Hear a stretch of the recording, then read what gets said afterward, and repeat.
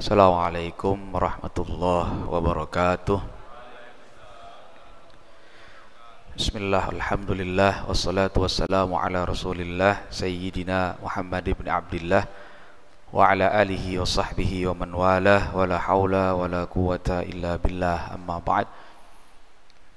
Para hadirin, para jamaah sekalian yang dirahmati Allah, alhamdulillah pada siang hari ini kita bisa berkumpul di masjid ini melaksanakan ibadah sholat zuhur berjamaah.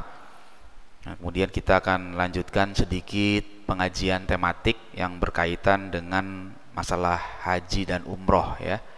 Atas permintaan dari panitia, tema yang akan kita bahas insyaallah jangan tunda untuk menjadi tamunya ya, maksudnya tamu Allah Subhanahu wa taala ke tanah suci gitu ya.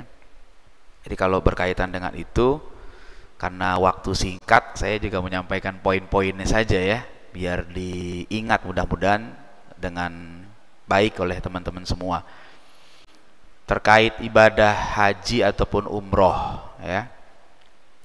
Pertama, yang namanya ibadah haji dan umroh itu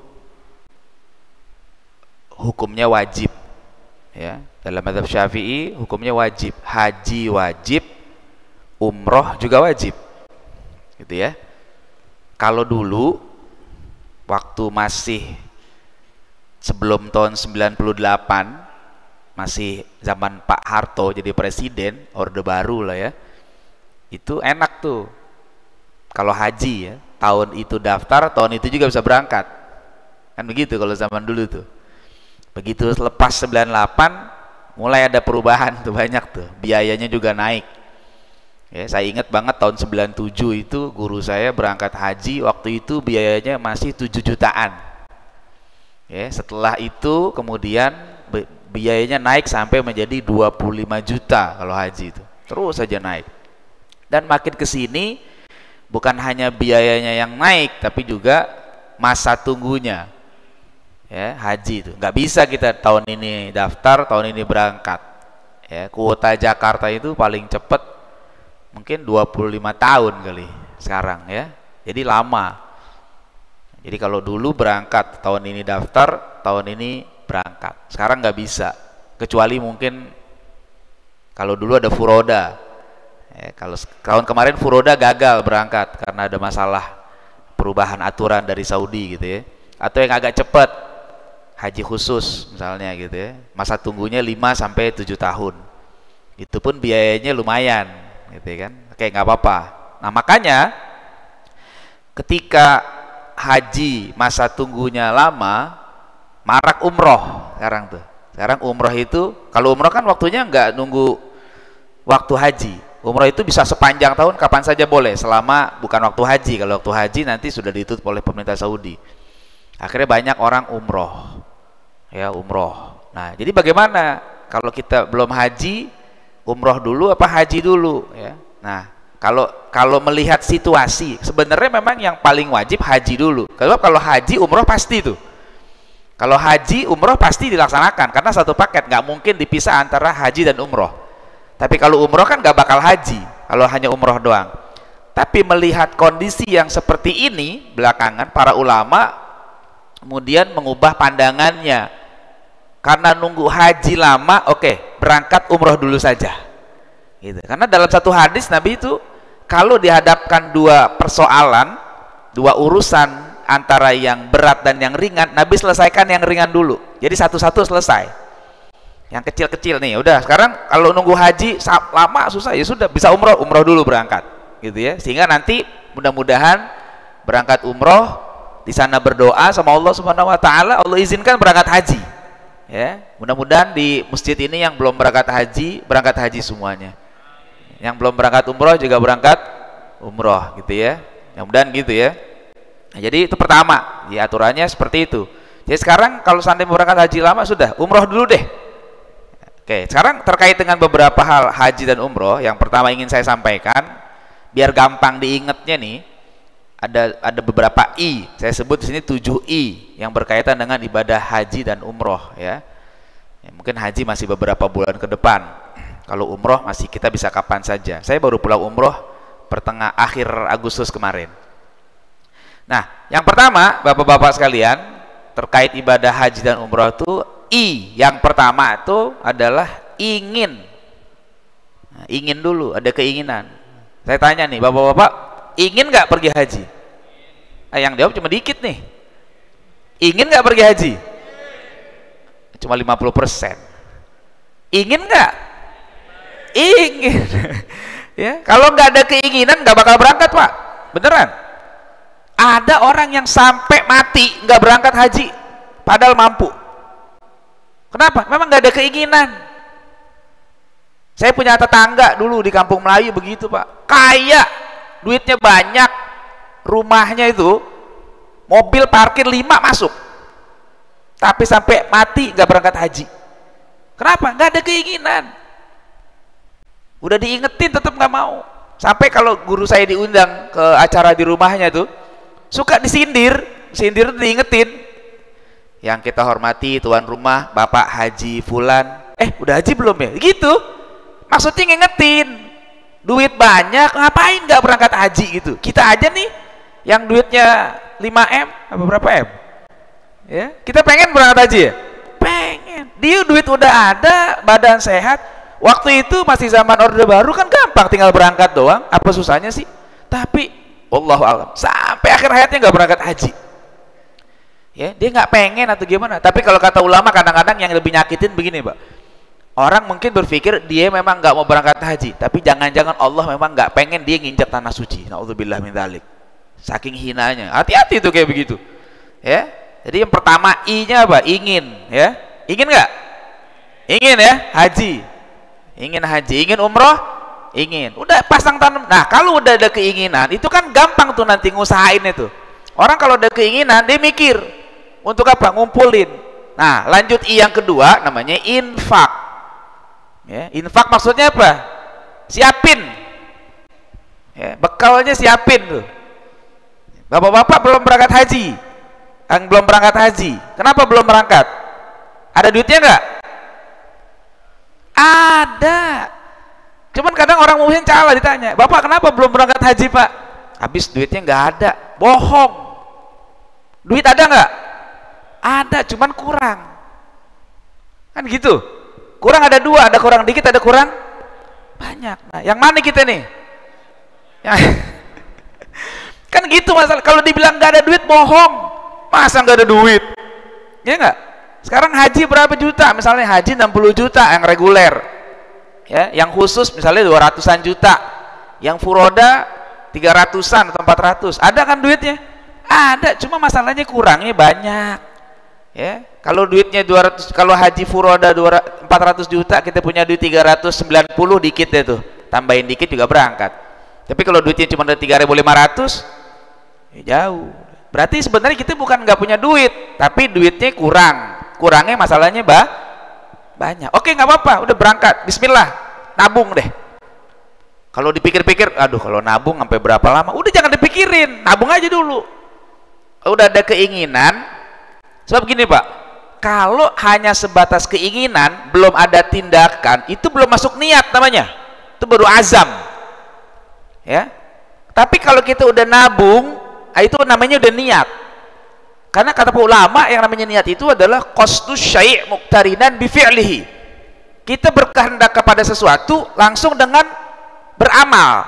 Nah, amal kita apa? Nabung. Itu bukti keseriusan keinginan kita. Kalau cuma pengen dong, gue juga pengen bergaji, nabung nggak? Ya kagak. Lu bukan pengen, itu namanya angan-angan kosong. Ya, jadi nabung, Pak, biar kata cuma sedikit nggak apa-apa. Karena ada filmnya tuh, tukang bubur naik haji. Ya, ntar orang AHM naik haji, insya Allah gitu. Saya pernah waktu lagi ngajar di Jakarta beberapa tahun yang lalu, sekitar tahun 2008, plat nomor saya jatuh. Plat motor, terus akhirnya biasa supaya sementara ganti dulu di tukang plat pinggir jalan ya. Dikit ngobrol sama tukang plat nomornya. Tukang plat nomornya cerita sama saya, Pak. Dia bilang apa? Mas, pernah nonton film tukang bubur naik haji nggak? Pernah. Iya tahu. Ada. Ah, nanti ada tukang plat nomor naik haji. Gitu dia bilang, Pak. Bayangkan tuh. Plat nomor berapa duit sih keuntungannya? Tapi dia bilang, saya nabung dari mulai usaha, insya Allah tahun depan saya berangkat. Gitu, karena ada keinginan dan duitnya disisihin buat dia berangkat haji. Ya, meskipun ada juga kalau memang rezeki, yang namanya haji itu kan bagi yang mampu. Umroh juga gitu. Kadang-kadang kita nggak punya duit atau duit kurang, tiba-tiba berangkat, bisa. Ya, saya 2 kali umroh, dua-duanya nggak modal, dua-duanya dibayarin. Ya, tahun 2018 saya umroh lagi ngetik di telepon. Ya, udah pernah umroh belum? Belum. Mau umroh nggak? Ya mau, masa nggak mau? Gitu. Ya udah, sini kirim paspor. Ya, saya paspor selalu standby ada. Saya kirim paspor. Bener nih? Iya bener. Betul, begitu saya kirim paspor, tiba-tiba udah, insya Allah 2 minggu lagi berangkat. Berangkat saya 2018 tuh, berangkat. Umroh yang kemarin juga sama kayak begitu. Umroh yang kemarin saya asalnya cuma nanya-nanya doang. Saya mau perpanjang paspor, nanya murid saya, kalau untuk umroh paspornya harus berapa nama. Kalau dulu aturannya 3 nama, ya, haji umroh 3 nama. Misalnya nama saya Muhammad Ardiansah, tambahin 1 nama bapak saya itu Muhammad Ardiansah Kusnadi, gitu. Jadi 3, karena orang Arab biasanya binnya 3, bin gitu ya. Nah, saya kata dia, enggak Ustaz, sekarang 2 bisa katanya. Oh gitu, karena nama istri saya cuma 1 nama doang, mesti tambah nama lagi kan. Kata dia 2 nama cukup Ustaz. Udah, nama Ustaz nggak usah ditambah-tambahin lagi katanya. Oh ya udah. Terus dia bilang apa? Ustaz, kalau seandainya paspor Ustaz itu jadi, tolong kirim ke saya. Ngapain? Saya udah lama niat pengen ngumrohin Ustaz, gitu dia bilang. Oh, berangkat Pak, biar kata duit cuma 3M, berangkat Pak. 5.550 gitu. Ya tetap berangkat. Ada rezekinya tuh. Ya, bahkan berangkatnya nggak sendiri. Saya bilang ke murid saya, terima kasih nih udah ditawarin, tapi karena saya udah pernah umroh, saya bukan nolak rezeki. Saya bilang, saya niat pengen umrohin istri saya bilang, nanti insya Allah ntar saya kabarin lagi. Akhirnya saya nabung Pak, nabung dikit, ada rezeki, istri saya daftarin. Akhirnya ada rezeki lagi, anak 2 sekalian saya daftarin. Udah, saya berangkat lagi berempat sekeluarga. Kata murid saya, udah sekalian Ustaz ngebimbing. Udah, akhirnya saya ngebimbing tuh. Ya, jadi semuanya dapat begitu Pak. Ya, infak yang kedua. Yang ketiga, kalau mau berangkat haji umroh, ikhlas. Harus ikhlas, sebab Allah di Quran mengingatkan kita, walillahi 'alan nasi hijjul baiti man istata'a ilaihi sabila. Ayat itu dimulai kata lillah. Walillahi 'alan nasi hijjul bait. Jadi kalau pengen berangkat haji, itu lillahnya dulu dipasang di depan. Ayat lainnya Allah mengatakan wa atimul hajja wal umrata lillah. Sempurnakan haji dan umroh lillah. Kenapa? Kalau enggak lillah capek, duit keluar banyak, badan capek. Emang di sono kita main-main, kita ibadah, ya, tenaga, pikiran, waktu habis. Enggak lillah, capek, enggak ada nilainya di sisi Allah Subhanahu Wa Taala. Gitu, hati-hati. Jadi makanya sebelum berangkat pasang niat yang benar, ikhlas. Udah, rela semuanya karena Allah Subhanahu. Bukan pengen ngapa-ngapain, bukan pengen biar dipanggil haji, enggak usah. Ya, nggak usah, nggak pesan-pesan gue mau berangkat haji, tak kalau gue pulang panggil haji, ya nggak usah. Entah kalau yang haji berkali-kali nanti haji gitu, nggak mesti. Ya udah, niatin karena Allah Subhanahu Wa Taala, berangkat, insya Allah ada jalannya begitu ya. Ikhlaskan karena Allah Subhanahu Wa Taala. Berapapun uang yang kita keluarkan, yakin nanti diganti sama Allah, tenang aja, nggak usah takut. Ya, itu yang ketiga, ikhlas. Yang keempat, ilmu. Nah, ya, namanya ibadah kudu pakai ilmu. Kalau nggak pakai ilmu bahaya, repot, gitu ya. Nah, ilmunya harus tahu tuh, ilmu berangkat haji, berangkat umroh, semuanya harus ada ilmunya. Sebelum berangkatnya bagaimana, nanti di sana bagaimana, gitu ya. Sepulang dari sana ada ilmunya tuh. Dulu orang-orang tua dulu yang berangkat hajinya naik kapal laut. Salah satu guru saya ngaji, saya sama beliau tuh lama tuh. Beliau waktu berangkat haji masih naik kapal laut, berbulan-bulan di kapal laut. Cerita tuh, dulu kita di kapal laut sambil nunggu sampai ke Mekah, ya ngaji sama ulama yang ada di kapal. Jadi ngaji bab manasik lagi. Ya, jadi orang-orang dulu kalau pengen berangkat haji, umroh, di ngaji manasik hajinya itu. Nanti di kapal laut ngapain? mau nyebung nggak? Udah mengaji itu, ada ulamanya kan, buka pengajian, dibahas sengaja bab manasik lagi, supaya sampai ke tanah suci dia udah siap, nggak main-main, nggak ngapa-ngapain, dia tahu. Jadi ilmunya harus ada, siapin ilmunya. Jadi bapak-bapak, ibu-ibu nggak ada ya, bapak-bapak doang ya. Bapak-bapak yang mau berangkat haji, berangkat umroh, kalau nanti dari travelnya ngadain manasik, jangan nggak ikut, perhatiin. Kadang-kadang ada yang nggak merhatiin, begitu disampein bengong, sampai sono bingung, sampai sono melanggar aturan, akhirnya jadi kena dam, jadi masalah. Nah, bahaya tuh. Jadi sekarang kalau umroh kan memang sebentar, manasik umroh mah sebentar, dijelasin juga sebentar bisa deh tuh ya. Tapi perhatiin, kadang-kadang ada orang yang nggak merhatiin, gitu dikasih manasiknya cuek, begitu sampai sono salah ternyata dia. Jadi hati-hati tuh, ilmunya harus dibekalin dengan baik. Ya. 4 ya. 5, ihram. Apa tuh ihram? Jadi yang paling utama bagi yang haji atau umroh tuh ingat kalau kondisinya sudah ihram. Sebab kalau udah ihram, yang tadinya halal jadi haram. Gak banyak sebenarnya larangan-larangannya tuh kalau udah ihram. Cuma kalau dia nggak perhatiin, bisa batal, bisa kacau nanti ibadah haji dan umrohnya tuh. Ya. Saya kemarin waktu mau berangkat, karena diminta jadi pembimbing, guru saya pesen, pokoknya ente kalau jadi pembimbing kudu bawel-bawel, karena kadang-kadang jamaah udah diingetin masih ada aja yang lupa. Begitu. Contoh misalnya, laki-laki kalau udah ihram kan nggak boleh pakai pakaian berjahit. Ya. Begitu tuh, aturannya begitu. Ini pernah pengalaman guru saya cerita. Kan biasa tuh kalau pengen berangkat ihram dulu di mikot gitu kan. Nanti berangkat ke mikot. Kalau dari Madinah ke Bir Ali dulu. Ya, kalau yang di Mekah nanti ada mikot. Nah, diingetin nih.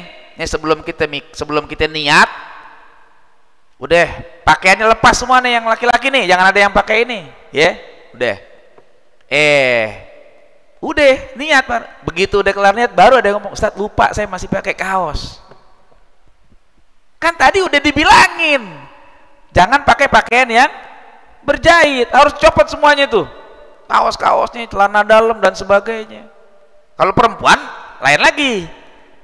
Nah, itu perlunya perhatiin ihram, apa larangan yang bagi laki, apa larangan yang bagi perempuan, apa larangan bagi kedua-duanya. Nah, itu ada nanti di bab ihram.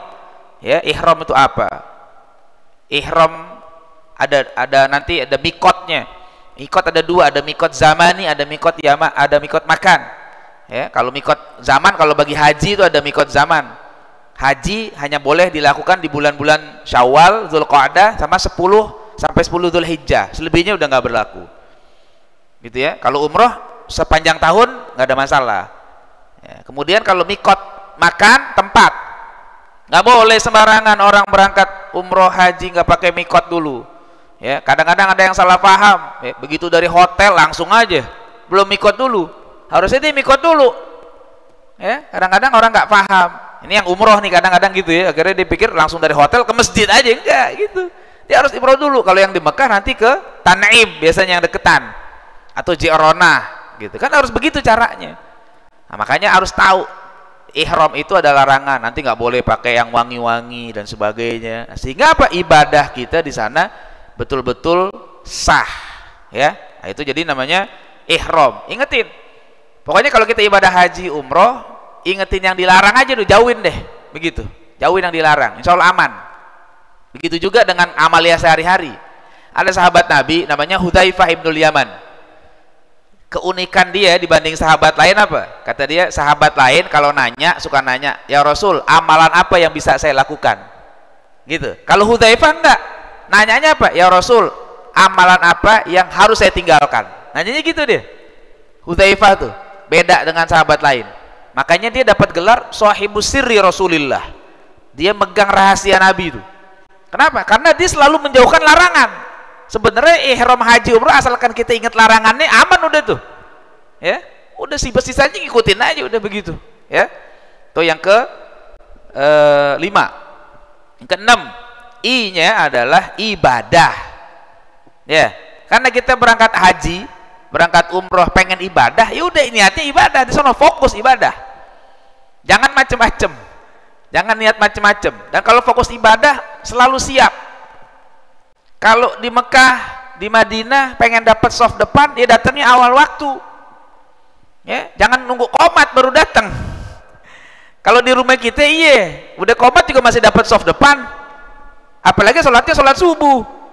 Ya, yang azan dia, yang qomat dia. Kalau beduk masih ada, yang mukul beduk juga dia tuh. Ya, ntar orang-orang ditungguin imam nggak ada, dia sendiri aja. Di kampung kita masih bisa tuh dapat soft pertama. Di Mekah, Madinah nggak bisa, Pak. Saya kemarin di Mekah, hotelnya deket sama masjid. Itu kalau seandainya udah komat, ya udah nggak bisa masuk. Jadi orang-orang akhirnya bikin softnya depan hotel, nyambung soalnya ke sono. Sejalan itu sampai ke masjid tuh nyambung terus. Mau nggak bisa jalan udah, kan udah komat. Maka kalau pengen datang ke sana, pagi-pagi berangkat, zuhur jam 12, jam 10-an udah nongkrong ke dalam tuh, dapet. Ngapain? Sambil nunggu waktu zuhur, baca Quran, banyakin. Kalau pesan guru saya gitu, paling ampuh, paling bagus ketika nunggu waktu sholat, banyakin baca Quran. Bisa khatam berkali-kali tuh nanti tuh di situ. Sekali duduk, kalau orang biasa baca Quran, 1 juz itu paling setengah jam. Kalau dia duduk 2 jam, 4 juz dapat tuh. Banyak. Paling bagus, pegang banyak mushaf tuh di pinggir-pinggir, ambil aja. Mata kita terjaga. Kalau diganti yang lain boleh nggak? Boleh, tapi kayaknya kurang efektif. Zikir misalnya, zikir baca tasbih, baca tahmid, tapi nggak lihat mushaf, mata kita kemana-mana Pak. Kita ngelihat orang macam-macam, ada yang hitam banget, lewat depan kita, orang hitam amat, begitu. Ya, mata nggak bisa dijaga, ntar tuh ngelihat tuh, ntar ngelihat yang cakep banget, mata kita, ih cakep banget nih orang tuh. Pak, ingat, ibadah di Masjidil Haram pahalanya besar, 100.000 kali lipat, tapi maksiat juga sama begitu. Jadi maksiat di Masjid Haram hukumnya 100.000 kali lipat dibandingkan di Masjid AHM. Jadi jangan cuma pahala yang dinilai. Kita bisa aja zikir subhanallah, subhanallah, subhanallah. Tapi begitu ngelihat, masya Allah hitam amat. Hati ngomong, ya, mulut ntar keceplosan akhirnya. Nggak ada di kampung kita hitam kayak begini. Ada yang cakep, ada yang mancung, ada yang begini, macem-macem. Udah paling aman kata guru saya pegang mushaf. Mata nggak kemana-mana, udah fokus di situ. Ibadah, niatin iktikaf di situ, baca Quran, nunggu azan, balik nanti kalau pas mau makan aja balik lagi begitu. Kalau niatnya bener ibadah, enak banget udah. Kenapa? Ya di hotel bukan rumah kita, udah niat ibadah. Jadi keseperlunya aja pulang ke hotel, gitu. Ya, banyakin ibadah. Ya, nyari oleh-oleh entar ada waktunya, jangan baru datang nyari oleh-oleh. Ya, koper udah penuh. Ya, belum ngapa-ngapain, ya, bukan tawaf di Ka'bah, tawafnya di mall. Ada mall banyak di situ, hati-hati, ya. Jangan jumrohnya ngelempar rial mulu, ya. Gitu. Nanti kalau haji jumrohnya ngelempar batu, ya, habis wukuf tuh nanti mabit dulu ambil batu. Ini enggak, belum mabit udah lempar rial sono, lempar. Habis aja tuh duit. Ya, nggak pakai ilmu, niat ibadahnya salah. Jangan, hati-hati. Ya, jadi niatin ibadah, fokus ibadah. Begitu. Kemudian biasanya sih kalau umroh itu kan ada travel yang akan ngedampingin kita. Kemudian dia udah punya tim dokumentasi sendiri itu Pak. Udah nggak usah pakai mainin handphone Pak. Ini pesan saya aja nih kalau boleh nih. Ya, jadi yang ibadah udah fokus ke ibadah aja udah. Biarin yang ngambil gambar itu tim travelnya udah. Kalau buat kenang-kenangan kita. Ntar kalau udah kelar ibadah ngambil seperlunya boleh deh buat kenang-kenangan. Tapi jangan tiap kali ini cepret. Ente wartawan apa umroh? Jangan, foto sono di Mekah, foto. Akhirnya nih ngeganggu ibadah kita nih, ya. Simpen. Nanti ada timnya, udah kita fokus, tawaf fokus. Nanti habis tawaf kita doa, begitu, ya. Jangan semuanya dimainin aja gitu kan, ngelihat orang di videoin gitu. Apa namanya itu? Posting lagi, ya kan? Sayang, ibadah kita keganggu. Sampai ke tanah suci masih aja, jangan. Kalau bisa seperlunya aja pakai. Bukan nggak boleh, boleh nggak saat foto? Boleh. Buat kenang-kenangan, boleh. Bukan nggak boleh. Bahkan saya ngajarin jamaah saya itu kalau haji atau umroh habis tawaf katanya pengambil foto buat kenang. Caranya gini saya ajarin. Kalau pengen ngambil foto nih buat bapak-bapak nih, kalau pengen foto kan biasanya habis tawaf sholat dulu tuh. Tawaf sholat dulu, sholat sunat tawaf. Ngambil fotonya Pak, kalau habis nih jangan ngalingin Ka'bah, tuh adabnya gitu. Dikasih tahu nih, misalnya nih, ini anggap di Ka'bah ya. Jadi ngambil gambarnya itu posisi kita di sebelah sini. Jadi gambar Ka'bah nggak kealingan langsung sama kita. Tuh adabnya gitu kata ulama-ulama tuh. Jadi apa? Jadi jangan mantatin Ka'bah langsung. Sunnahnya begitu, ngajarinnya bukan sunnah. Kalau sunnah dan ini ulama adabnya gitu. Jadi biarin gambar Ka'bahnya nggak apa? Nggak terhalang dengan foto kita. Itu jamaah baru tahu, oh begitu Ustaz. Iya, makanya ngaji. Untung ngajak saya. Besok ajak saya lagi deh, begitu ya. Ya gitu. Terakhir, bentar lagi masuk nih. I yang terakhir namanya ihsan. Apa itu ihsan? Ihsan itu artinya baik. Ya, pulang haji, pulang umroh harus lebih baik. Apanya? Semua-muanya. Akidahnya kudu baik, ibadahnya kudu baik, akhlaknya kudu baik.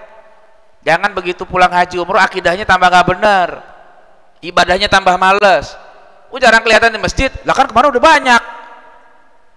Kan di Masjidil Haram sekali sholat 100.000 kali lipat. Nah, gue udah berapa hari di sono katanya. Udah dirapel aja katanya. Lah males. Jangan kayak begitu. Ya, akhlaknya juga kudu tambah baik. Itu namanya mabrur. Ya, jadi tambah baik. Indikator haji yang mabrur, umrah yang mabruroh semakin baik. Begitu. Apalagi mabrur itu satu akar kata dengan birrul walidain. Dia semakin baik sama orang tua. So, kalau orang tuanya masih ada, ya jangan lupa berbakti sama orang tua. Itu salah satu tanda kemabruran haji seseorang. Gitu. Jangan sampai pulang haji, pulang umroh nggak bener lagi. Jangan, rugi gitu. Biar kata punya duit bolak-balik haji umroh tetap rugi. Ya, jadi kalau kita pengen untung, hajinya mabrur, umrohnya mabruroh, jangan lupa ihsan, berbuat baik, gitu ya. Nah, itu aja 7. Ya, ingat nggak tuh? Yang pertama, 1 ingin, 2 infak, 3 ikhlas, 4 ilmu, 5 ihram, 6 ibadah, 7 ihsan. 8 oh belum ada ya. 8 ingat saya, doain saya nanti. Doain kita semua biar pada berangkat ya, teman-temannya semua biar pada berangkat ke tanah suci. Demikian yang bisa saya sampaikan, mudah-mudahan manfaat buat yang bakal berangkat, mudah-mudahan umrohnya mabruroh. Yang belum berangkat biar pada bisa berangkat semua. Demikian, assalamualaikum warahmatullahi wabarakatuh.